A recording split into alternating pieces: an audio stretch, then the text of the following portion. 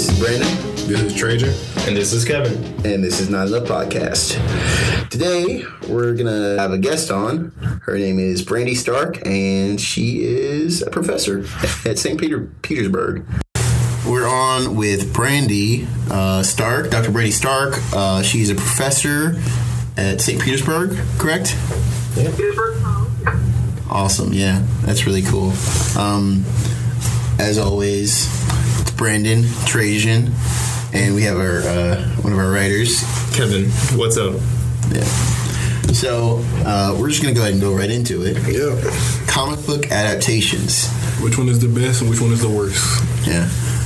And I guess just the adaptations in general. But for me, at least, I think we can separate the adaptations of comic books into different categories, because they have adapting them into TV, adapting them into movies, and also I guess adapting them into other comics, changing there's the ever-changing roles of comic books. Comic on comic violence. Comic on comic. That's actually clever. I like that. For me, I would say the best TV show. Actually, I'm gonna go ahead and start with the best movie, if that's okay, because I need time to think about TV show. I mean, yeah, I do too. But my favorite movie that they have would probably be Spider-Man 2. That's they caught something there that I just don't feel like comic book movies in general have been able to catch since then, because they took Doc Ock, this lowly villain from the Spider-Man comics, that really the most that you could get from him backstory wise was off of the 1990s TV show. They changed this guy that was just a crazy octopus into someone relatable, this powerful figure, and I don't think they've been able to pull off a better villain. Yeah. Since then. But that goes into... Okay, all right. I will say what your pick... Well, I think I know what it is. So my favorite pick... I'd say yours is one above. But continue. So my favorite pick... My pick is The Dark Knight by Christopher Nolan. Yeah. That is absolutely... I will have to start off with that, but that's absolutely like the best villain I've ever seen. Heath Ledger's Joker is like hands down phenomenal. Like the best. And then going Christian Bale's second portrayal as the Batman, which is like perfect. He solidifies himself as Batman. I don't want to be biased, but Christopher Nolan is like my favorite director, so I don't want to be biased. But I mean, you hear everybody arguing about the voice. You know, what is this? I don't wear hockey pads. I actually like the voice. The voice doesn't bother me. I get used to it for a while. It makes sense, yeah, because like I think what the other animated versions of Batman. Let's see, what's the one? The 90s version? Yeah. That one, what kind of voice did they do? I feel like it wasn't as deep as that. Like they went, because I mean, they're going for like a realistic feel. Yeah, so like, realistically, I feel like Batman wouldn't have like all that stuff. He would like just use his voice and just try to disguise it with a different voice. But like, I thought it was an absolutely like perfect movie. Like it was just a perfect start from finish, just great thriller. Like it's a solid story. It was almost a political thriller on another side. Oh yeah, it was. With the Harvey Dent storyline. I love that storyline. And then you have a whole storyline. It's like so many different storylines that like works perfectly together. You either die a hero or you live long enough to see yourself. I mean, they did that. It doesn't make sense, but the way he said it made it make sense. Yeah, it doesn't. Yeah, it doesn't actually make sense. Well, I mean, no. I could go on and on about the Dark Knight. I think that I guess if I want to ground it in previous literature that's outside of the comics, it looks a lot like I don't know if you guys have read any of these the poems of the Grand Inquisitor. Now what it was about is this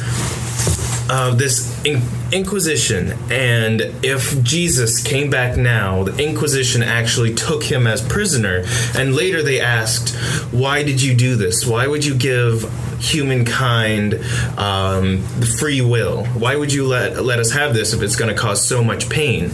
And the whole mindset behind it is that we know that humans aren't going to be good if left to their own devices. So we, as the Inquisition, will be that Leviathan, this figure that will make humanity do good.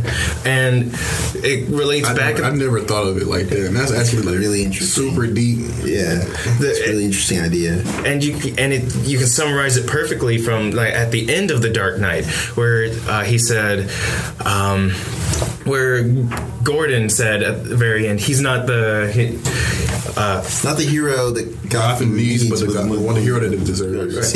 Yeah.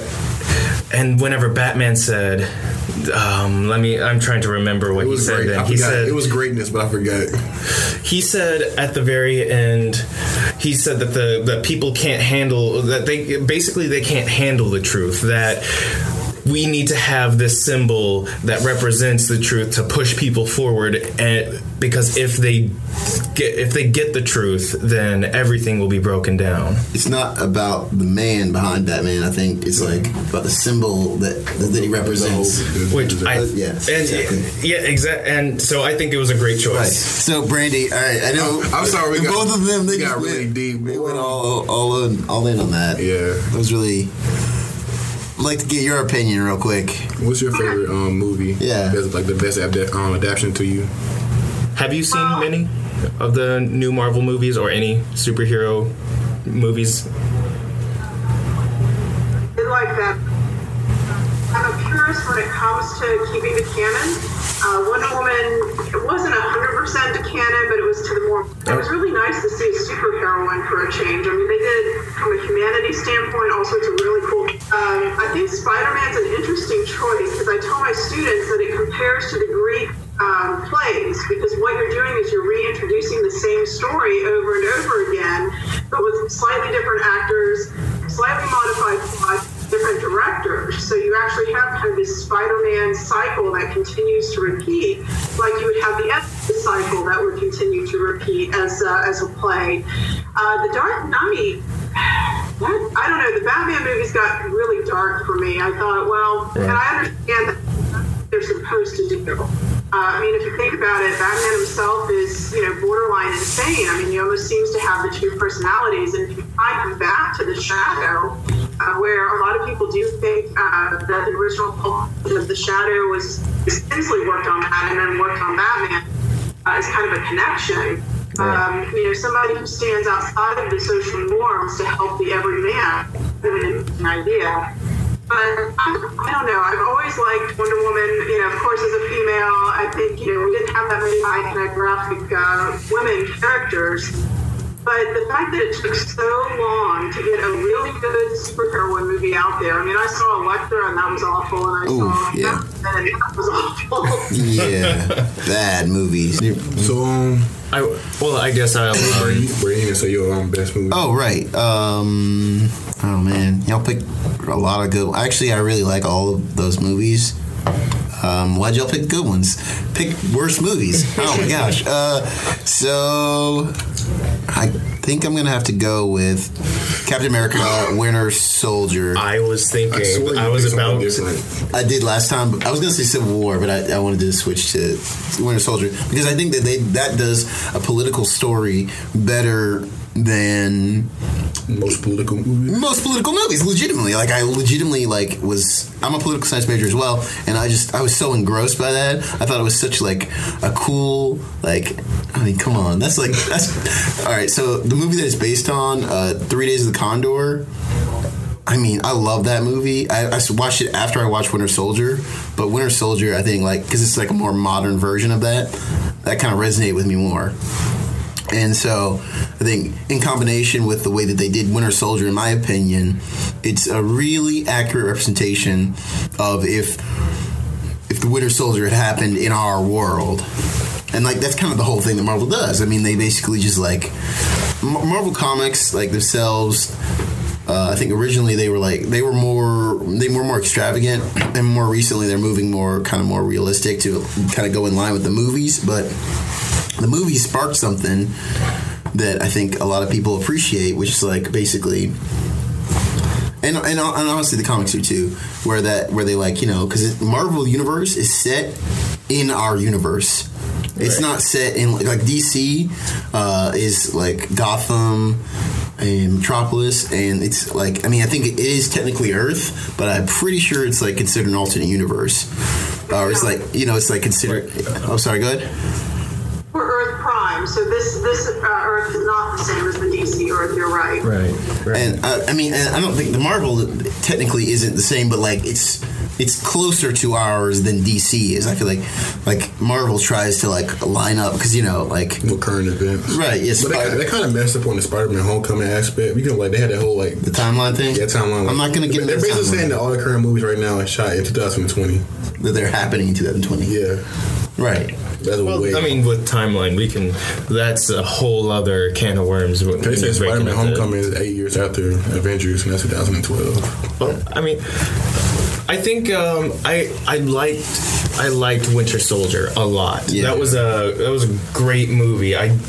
The one thing that I'm kind of iffy about was whenever they introduced the whole, we are Hydra. We've been here the entire time. That's manipulating, a great twist, though. Manipulating the events of all of humanity since 1940s to get to this point. That's the whole Captain America's whole thing, is like dealing with like Hydra and like Nazis and stuff. You saw it coming, though. It wasn't like a good twist or nothing. It was just like, it was a good storyline, but it wasn't making like a great twist. But with Dr. Stark's point, I definitely I feel the whole aspect of being a purist to comic book adaptations, because you can see that whenever they change it's a lot easier to make a good movie that with the deeper themes whenever they keep with the comics, because these comics have been refined over the years and they know what works and they know what doesn't work, and whenever you veer off that, you're taking a chance. It can be either really good or it could be something like Batman v Superman. All right, I gotta disagree strongly with that. You disagree strongly. We already have that on our worst. That's the worst movies. Because we can go into worst movies. Which one do you think is the worst movie? Well, why do you disagree with that? Okay, I think that it's important to take. No. You should take the frame of what the comics books did, because honestly, I don't think the comic books, like, even though they've been they redo them and I do think they have been refined, but to some degree, they're stale in American culture. They can be stale. You take something like, what was the one that Guardians of the Galaxy? No one cared about Guardians of the Galaxy before the movie, or not as much. Like, it fallen off considerably, and then they brought it back. It was kind of a big thing during like the late 90s and early 2000s when it first came out. Yeah. Like, people really didn't think that Marvel was going to go into that. But then it was a problem. And now it's a mainstream thing. Because people want something that was different, because it's the same bread and butter they've been doing since 2008. Yeah. That's why they're going to probably change up the whole formula after Infinity War. Yeah. I hope they do. I really, yeah. Tony Stark, mind you, my distant cousin, but was it Korea or Vietnam? One of those two. I thought it was Vietnam. That was his war introduction, and that's certainly not going to work today. Right. That would, my father's age, quite frankly, and a little old for the armor. So I can see updating some of that, and I can certainly see the Dark Phoenix saga in the 70s would work, and you can't introduce all the alien elements, but they took so many elements of that storyline that made you attached to that character, so that hopefully nobody's shocked that Dark Phoenix dies, but when she does, you're shocked, because that was one of the first major comic book deaths, that was really kind of a popular character. Right. So that's the problem that I have, and that's why I say I like canon a little bit more. I certainly don't mind adapting, because our technology is certainly better now, and we've got the ability to make these worlds on paper and imagination show up on the screen, which is really cool. But how far do you take it before you lose the essence of the character and the attachment? But then the flip side, and I understand this too, is how do you get new audiences? Right.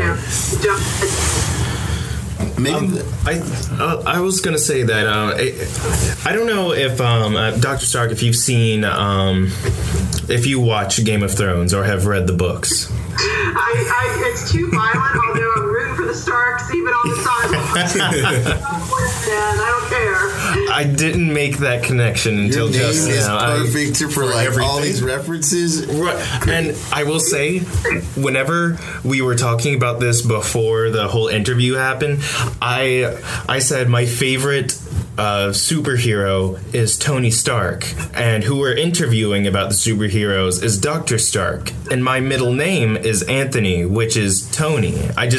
Too many coincidences here. Too many. It's all meant to be. It's all meant to be. I was gonna say something, Adam. Oh yeah, okay. We can go ahead and I think we should go to the worst adaptation. Oh right, movies. yeah. What was your pick again? Well, I think we should first go with Dr. Stark. Yeah. So Oh, the worst adaptation? Mm-hmm. yes. Well, I guess we're ignoring those movies that happened like in the 80s and 90s. We are sticking with 2000s because We had to tell Kevin that, and Kevin was going overboard. There's so I many. can't bring up Howard the Duck. So Oh man, you can't bring up Howard the Duck. You can't bring up Captain America 1980s. Okay, just We're about to have making sex with a sure. duck. Oh, stop. Unfortunately, I think I didn't like the Daredevils. I didn't think they did a lot. The Ghost Riders were I forgot about Ghost Rider. I would still have to say, again, it's going to be the worst is still Catwoman. I mean, Oh, how do we forget about Catwoman? Yo, we forgot about all That's these a movies. bad movie. She picked like five bad movies that I didn't even think about. And it's so, and I was talking about about this earlier, a few days earlier, with the Catwoman movie. That was so, like, if you watch it again, it's so sexist. Where why is the only female superhero we have recently, their main antagonist is going to be A makeup company. makeup company? Are you serious? It's pretty on the nose there with the sexism. And of course, I always love the outfit because, if I had the box for full armor, because that's going to hurt when something hits you. Right, but no, let's wear skin tight latex. And crop tops, right? She wears a crop top in that. But she does. No, she doesn't. Isn't it a crop top? Yeah. Well, I was going to say, it was like a leather bra and a dominatrix outfit that she was wearing. That's literally. I'm sorry. Right, it's ridiculous how much. I don't know if that was a studio design choice, if that was the writers wanting that, the director. I don't know who's thought that this movie, the way it was going to be a good idea, but it wasn't. And that actually is worse than like the three movies that we picked. Yeah. Right, that much worse. Because Than the three. that's some fundamental problems with it. Like the ones we picked are I put Amazing Spider-Man 2, which is an overall bad movie, but it's better than Catwoman. it is objectively, I think it's at least watchable. Right, which is important. Catwoman. We chose not. Age of Ultron, Daredevil, and Amazing Spider-Man 2 / the original Spider-Man 3. All of those are easily better than Catwoman. Like I would actually, I've sat down and watched Age of Ultron, but never sat down and watched the whole Catwoman. But Dr. Stark, you talked about Spider-Man and the reiterations. I was interested in that because one of our least favorite superhero movies is the Amazing Spider-Man franchise. What are your thoughts on it? Well, if you look at the origin, and I talk about Spider-Man because I do a presentation on comic books and religion, believe it or not. And of course, is Jewish, and the character has a very ethical undertone. So it's this whole idea of what is the catchphrase? With great power comes great responsibility. Or as they say in the Amazing Spider-Man, if you have power and you can do something, you have an obligation to do those things. Oh, it's so bad. Continue. I hate it. Continue. I think we also like Peter Parker because he's most of us are really not the popular kids. Right. A lot of time alone in the library, and I didn't care about shopping. I read comic books since I was a kid, and I went to an all-girls Catholic school, and that was considered very strange. So, you know, we like these characters that they stand out. They're kind of like us. We can identify. They're rejected a little bit. They're the brainy nerds. But, you know, they end up with this power, and they end up with this ability to alter fate. I mean, they're saving lives. They're keeping superheroes from destroying the earth. You know, and I think that's why we like them. It's the underdog who becomes the hero, and that's one of the oldest stories in the West. That is exactly what we like. So we retell that story over and over again, just like the ancient Greeks did. I think because it still really resonates with us. Even the lowliest can become heroes, and even those heroes can make a difference. Right. And I think that's why we like Spider-Man. Even if there are a couple bad movies in there. You're right. Which is why you can see so many people who hate you. You guys remember Fan4stick, the newest Fantastic Four movie? No, that's never mind. It has so many problems with it. But one of the main things that everybody hates about all of the Fantastic Four movies are, in these movies, they're not superheroes. They're not doing anything heroic. Like, maybe once or twice they'll do something heroic, but they're mainly just doing things for themselves and then causing a problem and having to fix it. I never thought about that because, like, every Fantastic Four movie, I've never seen them actually, like, save anything. It's always them, like, causing it. And then fixing their problems. To prevent it. Yeah. Like, the Silver Surfer thing was kind of their fault because they had the power on the Earth. They literally caused it. Even though, like, their universe has way more superheroes just than them. But then, like, yeah, it's always their fault. I never noticed that. Fantastic Four in the movies. That needs to be on, like, the worst list. Both of the movies are really pretty poor. Yeah. Yes. They make sense in the end. It was just kind of a waste of 2 hours. Right. It was like fan picks for, like, who they wanted to be the Fantastic Four, and they actually went through with it, and it was actually a terrible idea. Yep.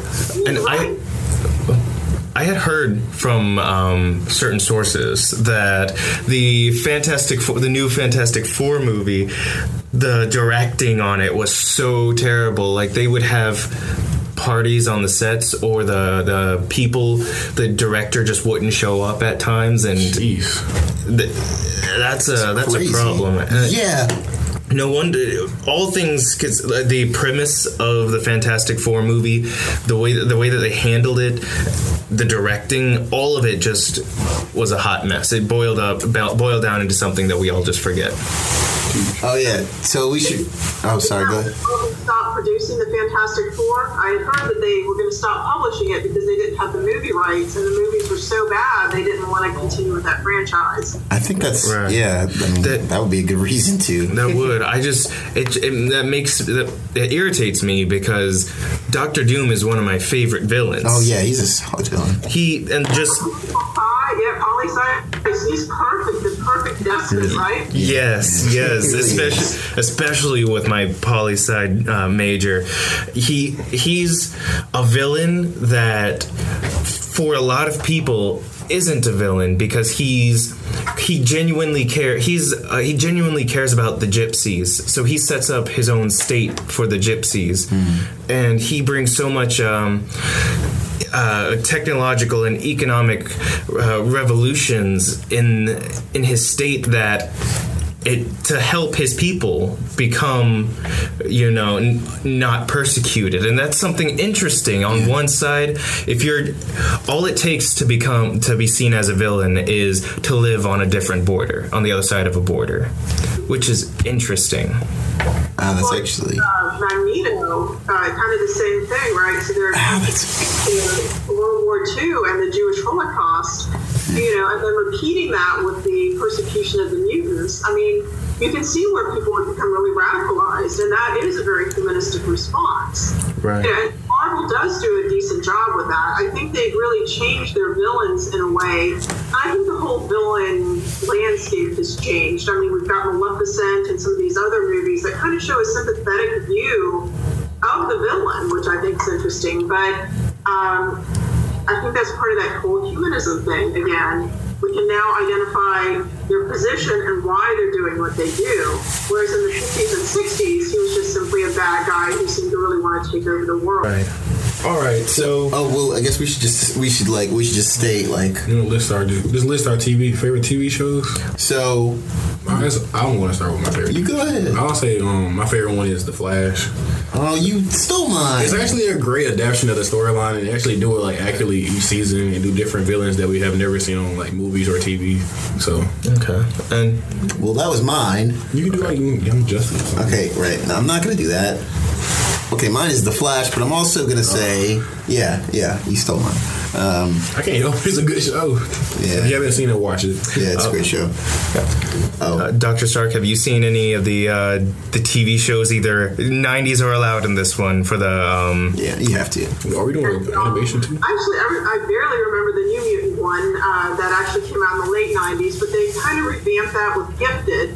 I like that. Yeah. Mondays after Lucifer, which works out really well. Right. Good branding. Gifted is pretty good. It's not perfect, but it's not bad.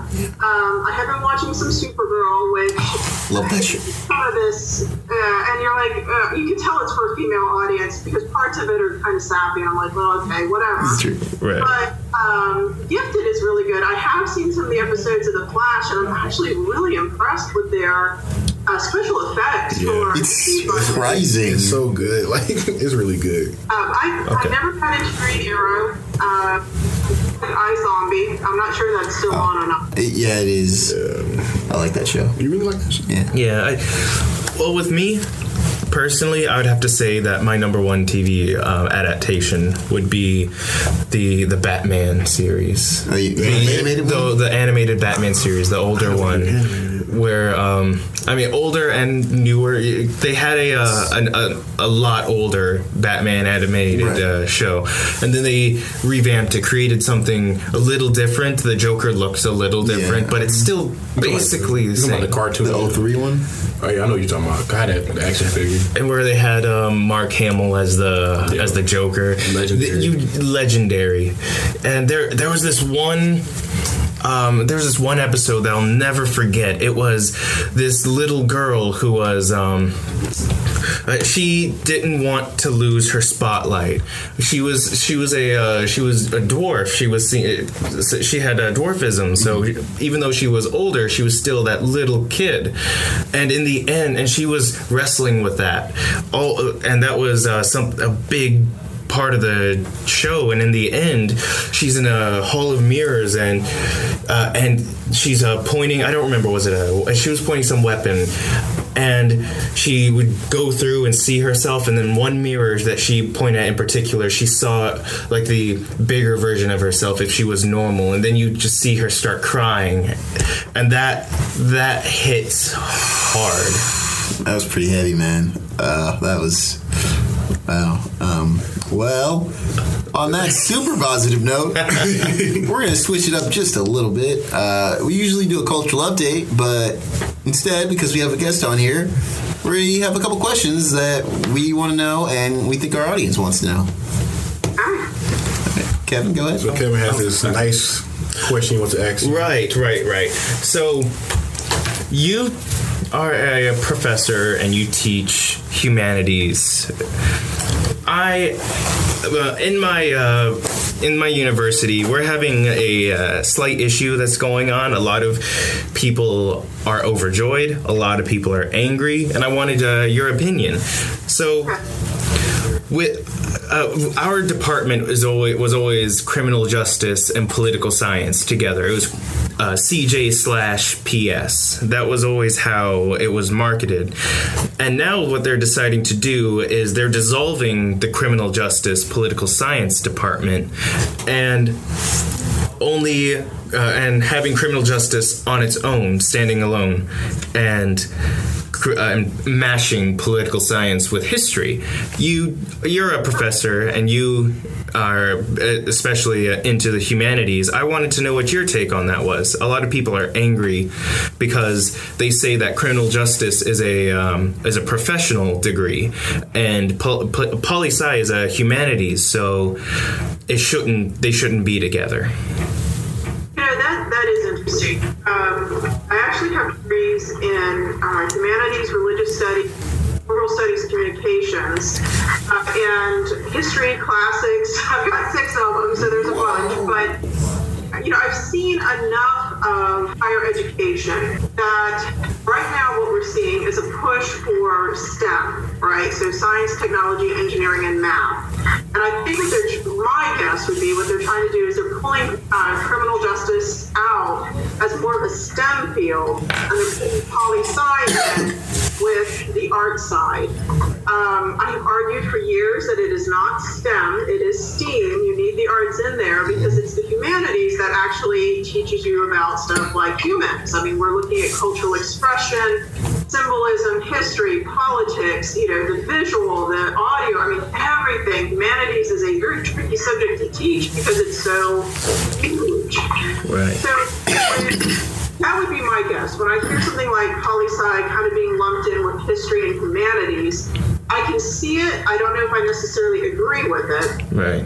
I think it's part of that divide where and this is a national trend right now. So I would also be very curious to know, because if you haven't been paying attention to politics, I don't know what you've been doing, but as a reaction to some of the modern phenomena that's going on, right. Where, you know, folks are kind of starting to say, well, maybe we really do need to separate these two. I don't know. I think as long as they keep poli-sci as a field, I would probably personally put it in with social sciences because I think it is one. I think it's very viable. I think we need to know it because look at our political landscape. This is the time to get into that subject. Right.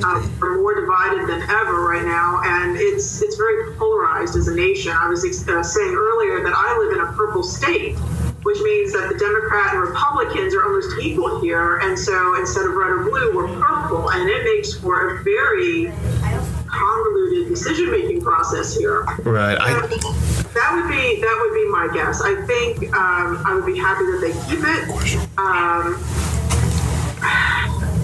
I think I would be okay with it under social sciences, but you need to make sure that your faculty maintain a very strong presence on that campus and continue to advocate for the field.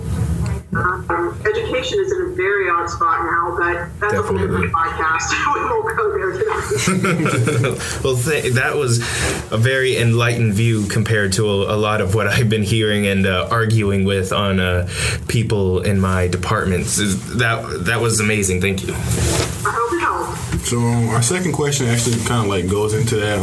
So why did you choose to teach humanities, and how long have you been doing it? Well, I actually started off with religious studies, and I still teach both world religions, new religious movements, women in religion. I've got a whole series of religion classes. And then I also teach humanities, ancient, modern, Eastern, and intro to humanities. So I started in 2000, so it's almost been 20 years. Well, I went into it, I have been very lucky. My parents are both, they actually met during their graduate programs at Ohio State in the 60s. So they both had graduate degrees. They were both very focused on education. I'm actually a third-generation educator. And they never told me I was crazy, because I have students that come up to me today and they'll say things like, well, my father doesn't think I should be in humanities because I need a practical degree. And they never told me I had to be practical. And I asked why, and they actually said, because we knew you'd figure it out. Okay, go ahead. I'm glad you had that faith. But I love the field. I absolutely love it. It's sometimes difficult to try and explain, particularly to the students today who are coming in from a very different point of view with almost a lack of respect for education. But yeah, that's a good point. I get to get up and teach what I love, and I really love it. It is very viable. It keeps me interested. We just had a Star Wars exhibit open at our local museum, and I'm actually going to be interviewing the second in command of Lucasfilms for the museum. That's crazy. Oh. And it's stuff like this that I'm like, this is why you want humanity. Yeah, that's the goal. It's also fun because I get people who come to me and they're like, oh man, I am so afraid of humanities. I'm like, first of all, don't be afraid of it. I've got a lens, don't worry. And trying to find a way to kind of get them to connect to things that they can identify with. So we have a whole generation now. Back in my day, because I'm old, so there nerds like there are today. You went to sci-fi conventions to meet others of your own kind, right? Because they were so scattered, it was really hard to find others. I was a Star Trek fan in like the 5th grade, and nobody else understood that. So it was really interesting to have that phenomenon. But now we've got kids of the the Gen Xers and the later children of the baby boomers. They're growing up with this stuff. Yeah. As you were saying, the comic book explosion really happened in the 90s. So, it's really fun to take comic books and to say, all right, let's look at the role of women. Let's look at the role of religion. Let's look at the role of race. Let's look at high versus low art. And let's see how we can work it here. I think that's amazing because I guess I could relate because usually whenever I was in high school and junior high, it wasn't really a big thing to read comics or to be in that whole and to be that whole subset. But you could see it progressively changing, and especially now, some of the top paid people on different apps and social media outlets are cosplayers or people who dress up in that. They engross themselves in that whole society, this whole different and this whole lifestyle. There's some of the top movies now are superhero movies. Oh. So, are comic books, are they mainstream now? Is it cool to be into comic books now? I think they've mainstreamed. Yeah. I've actually turned mainstream into a verb, so they've mainstreamed. It's good though. No, I think that's. You have those people now that are like, oh well, these kids don't know anything. I used to read the actual comics. How lucky you are to have other people who read these things. I was a female reader, so there were 10% back in my day. 10% of the comic book readership were women. That was it. Yeah. So, I didn't even have too many fellow ladies to talk to. I would go to the comic shop and I'd be the only girl or woman in there. That sucks. Yeah, and so, it was interesting. I mean, we had some good conversations, but you kind of get tired of hearing what would happen if Superman was trying to conceive a child. And you're like, God. I think that kind of just speaks for itself because now with if I see a lot of in our culture now, if you're a woman and you love comic books, people flock to you, which was, I assume, something different from way back when. I mean, way back when in those older days. It was tough back then. But tough back then. No. But seriously, I think there's been a radical shift, and I mean that I think part of that also plays into why a lot of the movies now are being adapted differently, and you can see if that's for better or for worse, because it's becoming mainstream. They want more people than just the hardcore comic book aficionados to watch their movies. So it causes things like Batman v Superman that tries to branch out and. We're not going to get into VVS, okay? We're not getting into it. I mean, I guess coming from I'm an X, so I'm a Gen X. I'm a late Gen X, but it counts. Okay. And seeing some of the transition, I have to say, it's like I remember the conventions being smaller, and it was so much more exciting because you were actually meeting, pretty much people in your fandom. I call today's conventions glam cons or glitter cons because everybody's there. They're all looking for attention, and it's all these different fandoms, and it's become something entirely different. It's all about the money, and I don't know if I should be ashamed of this or not, but I adore William Shatner because I am a hardcore original character. Oh man! $50 for his autograph, and I would do it again. But back when I first started, autographs were $10. And I remember Mark Leonard, who played Sarek, Spock's father on the original Star Trek, he would talk to you. I made a Star Trek shirt, and he loved the shirt. And now it's kind of like you have a minute. And there's a line, and you have to have your $80, and you have to. It's commercialized. Yeah, see, this is the problem. Yeah, it's like your favorite underground artist becoming mainstream, and you can't enjoy the music that you want to enjoy. I think that's just the price of, I guess, fame. Because once something becomes mainstream, everybody wants a piece of that pie now, and there's. I don't know how exactly you would fix that. It sucks. Is it a good thing or is it a bad thing? I think it's a bad thing. I mean, it's a bad thing for the fans, for the people that want that. Would you say? I mean, these people are now being able to. They're getting paid more, so they could do more. But you get to see the stuff that you always wanted to see, though. Oh, right. That's a good point. Without that happening, you just be back to still reading comic books instead of actually getting to watch it on TV. Okay. Yeah. So we actually got a few more questions. Yeah. So our next question is does your interest in religion affect your humanities? Like, how did those two interconnect? Okay. Big topic. I know. That's a great question. Actually, I'm one of the people who will actually say that religion is vital to our culture. It's an important part of our culture, and yet I actually do not belong to a religion.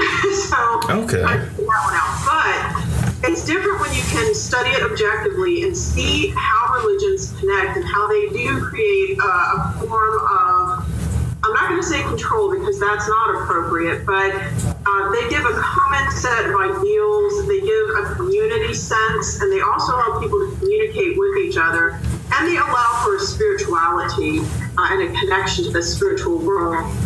So when it comes to the humanities, I actually specialized, my first thesis was ancient Rome, the religion of ancient Rome, and I had the Greek and Roman cultures. Yes. That's the basis of Western culture. And of course, the Greeks and the Romans kind of married with Judaism. It's called a dual religion to birth Christianity. And of course, Christianity is a huge part of the West, but Westerners don't know their origins or the symbols or the ideas behind it. What they see today are usually kind of these extreme beliefs being held up to represent the entire ideology. And so, it's kind of neat to be able to step back and say, okay, well, this is what it started as. This is how it's transformed. Now let's try to break it down today and see what's going on. I mean, is this the only view that Christianity has, or are these, are there other views? Are the moderates not speaking up? Or, what's going on? And allowing students to think it through. And I think in today's world, we're so used to sound bites now and memes and That's a good point. instant, and not even communicating, not even talking to each other, which is so important. So I try to kind of create this idea that we can talk. I mean, that's what college was for. A safe place to talk about topics that are sometimes a little bit difficult. But I want students to make up their own minds. I mean, I'm not here to proselytize. I'm not here to get anybody to understand one thing or the other. Just to have a broader picture of where we came from and where we're theoretically going.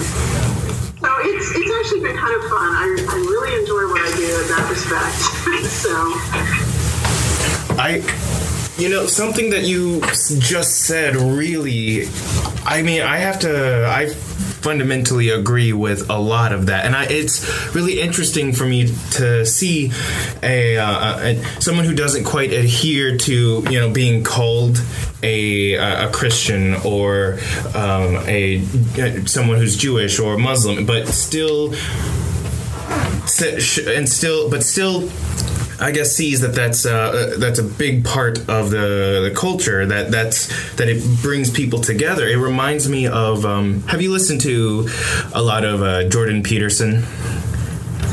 I have not, I don't think.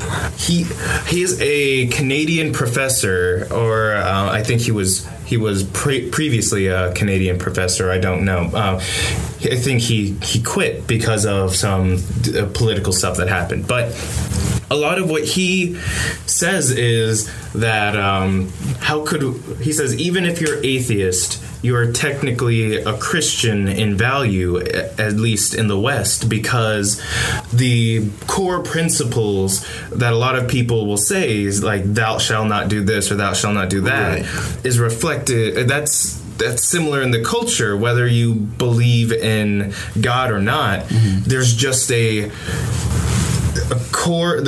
core fundamental beliefs here were founded off of Christian values. Right. And you can argue that maybe Christian values came from this or that, but it's a lot of. What were you saying? So I would tend to agree. At least these are secularized Western values, right? And of course, if you're into religious anthropology of any sort, they're going to say that we have to have these values because here we are living in groups and we can't go around killing everybody. Exactly. So thou shalt not kill.